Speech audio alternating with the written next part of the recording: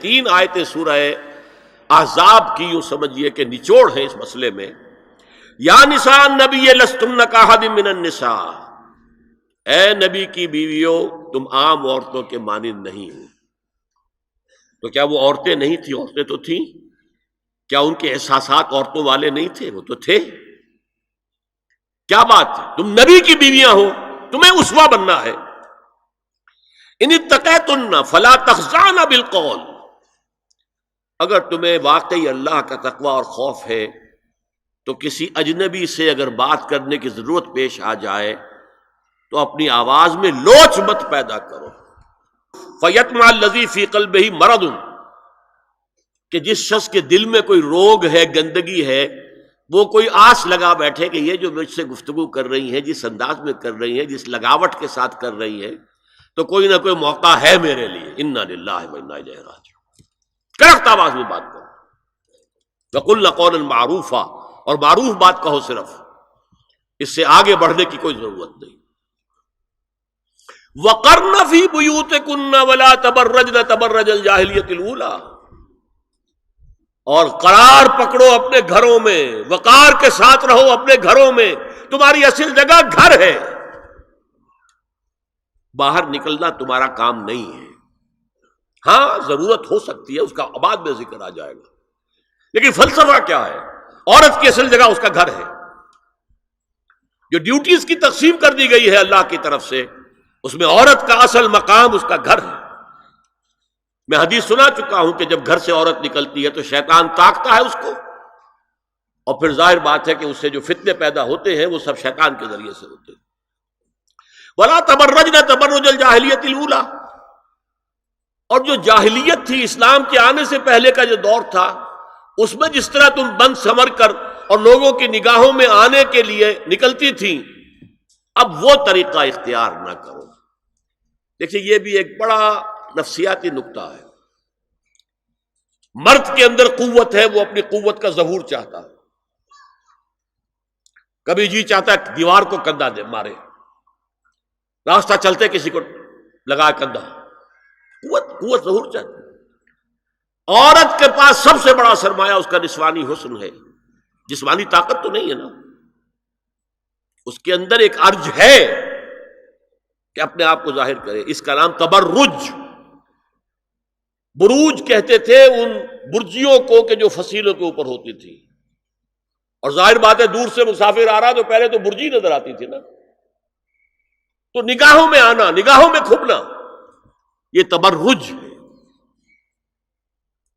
تو تم جس طرح پہلے بناؤ سنگھار کر کے نکلا کرتی تھی، اور تبرج الجاہلیہ اب وہ چھوڑ دو. وَأَقِمْنَ الصَّلَاةَ وَآتِينَ الزَّكَاةَ، اور نماز قائم رکھو، زکوٰۃ ادا کرو. وَأَطِعْنَ اللَّهَ وَرَسُولَهُ، اور اللہ اور اس کے رسول کی اطاعت پر کاربند رہو. اب آئے الفاظ جو اہم ترین ہیں. انما یرید اللہ لیذھب عنکم الرجس اہل البیت ویطہرکم تطہیرا. اے نبی کے گھر والیو، اللہ یہ چاہتا ہے کہ تم سے ہر طرح کی برائی، ہر طرح کی ناپاکی کو دور کر دے اور تمہیں پاک کر دے. پاک کرنا کر، خوب خوب خوب خوب. تطہیرا، یطہرکم تطہیرا. کیوں؟ تمہیں نمونہ بننا ہے، تمہیں اسوہ بننا ہے. یہ الفاظ اصل میں آئے ہیں قرآن مجید میں ازواج مطہرات کے بارے میں. سارا جملہ چل رہا ہے یا نساء النبی سے. ہمارے کچھ دوستوں نے اسو کہا ہے کہ اہل بیت سے مراد حضرت علی، حضرت فاطمہ، حضرات حسنین ہیں. وہ بھی حضور نے فرمایا. میں نے ایک ٹی وی مذاکرے کے اندر بھی جب کچھ حضرات یہ کہہ رہے تھے کہ اہل بیت تو اصل میں وہ ہیں، میں نے کہا نہیں، اصل میں بیویاں ہیں لیکن وہ بھی اہل بیت ہیں. حضور نے ایک چادر میں جب سمیٹا سب کو، تو یہ بھی اللہم ہؤلاء اہل بیت، یہ بھی میرے اہل بیت ہیں. سلمان منا اہل البیت، سلمان بھی ہمارے اہل بیت میں سے، جو جتنا قریب ہوا. لیکن قرآن میں یہ لفظ آتا ہے صرف بیویوں کے لیے، ازواج کے لیے. یا ایھا الذین آمنوا لا تدخلوا بیوت النبی حتی یؤذن لکم.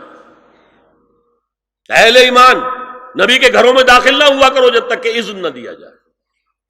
اور اس کے بعد فرمایا وَإِذَا سَأَلْتُمُوهُنَّ مَتَاعًا فَاسْأَلُوهُنَّ مِنْ وَرَاءِ حِجَابٍ. اور دیکھو اگر نبی کی بیویوں سے کوئی چیز مانگنی ہو تو پردے کی اوٹ سے مانگو. یہ حجاب کا لفظ آیا ہے جس کو کہا جاتا ہے کہ حجاب کا تو حکم قرآن میں ہے ہی نہیں.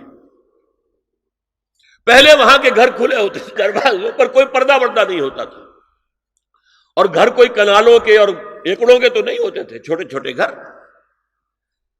لیکن یہاں پر فرما دیا گیا پردے اس کے بعد سے، جب سے یہ آیت اتری گھروں کے اوپر پردے ڈال دیے گئے. اب ظاہر بات ہے کہ اس میں چہرے کا پردہ ہی ہوا نا، چہرے کا پردہ ہے حجاب. اسی کو حضرت عائشہ نے آیت الحجاب قرار دیا ہے. اور پھر دیکھیے جو ریئلزم ہے، ریئلزم میں نے کہا تھا نا کہ اللہ نے بھی فرمایا کہ سب سے زیادہ محبت انسان میں عورت کی ہے. حب زین للناس حب الشہوات من النساء، اور پھر اس کے بعد لمبی فہرست. حضور نے فرمایا حبب الیہ النساء والطیب. یہاں بھی فرمایا گیا ذالکم اطہر لقلوبکم وقلوبہن، یہ زیادہ پاکیزہ بات ہوگی تمہارے دلوں کے لیے بھی اور ان کے دلوں کے لیے بھی. اگر نبی کی بیوی بے حجاب تمہارے سامنے آ جائے گی تو وہ نبی کی بیوی ہے اور ازواج مطہرات ہونے کی حیثیت سے تمہاری ماں بھی ہے، لیکن ایک عورت بھی تو ہے. اور تم چاہے صحابی ہو کچھ بھی ہو، تم مرد بھی تو ہو. یہ مرد اور عورت کے درمیان جو کشش ہے یہاں بھی اس کا ساس. نبی کی بیویوں کو بھی یہ نہیں کہا کہ اس سے ماوراء ہے، معصوم تو کوئی نہیں نبی کے علاوہ.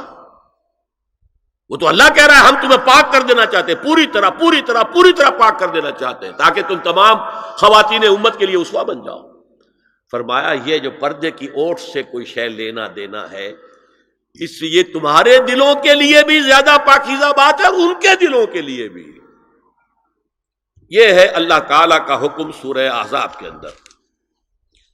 اس کے بعد اسی سورہ احزاب میں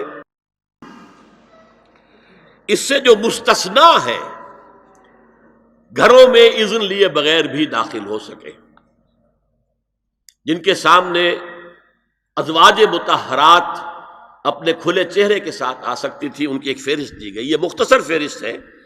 لا جناح علیہن فی آبائہن ولا ابنائہن ولا اخوانہن ولا ابناء اخوانہن ولا ابناء اخواتہن ولا نسائہن ولا ما ملکت ایمانہن واتقین اللہ ان اللہ کان علی کل شیء شہیدا.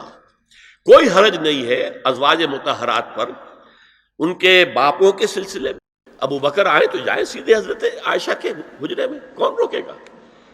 اور بیٹوں کے اور ان کے بھائیوں کے اور ان کے بیٹوں کے بھائی بھتیجے اور ان کی بہنوں کے بیٹے یعنی بھانجے. ولا نسائہن، نسائہن اس کو میں چاہتا ہوں نوٹ کریں آپ، اپنی عورتیں، جان پہچان کی عورتیں، اجنبی عورتیں نہیں. اس پر مزید گفتگو ہوگی سورہ نور کے حوالے سے.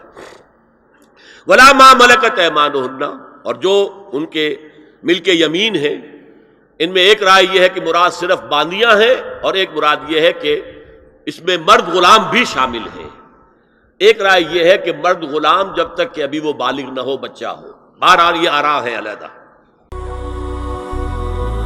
هي الحلقات تحفظني بآيات من القرآن، هي الحلقات تملأني بحب المصطفى العدنان، هي الحلقات تحفظني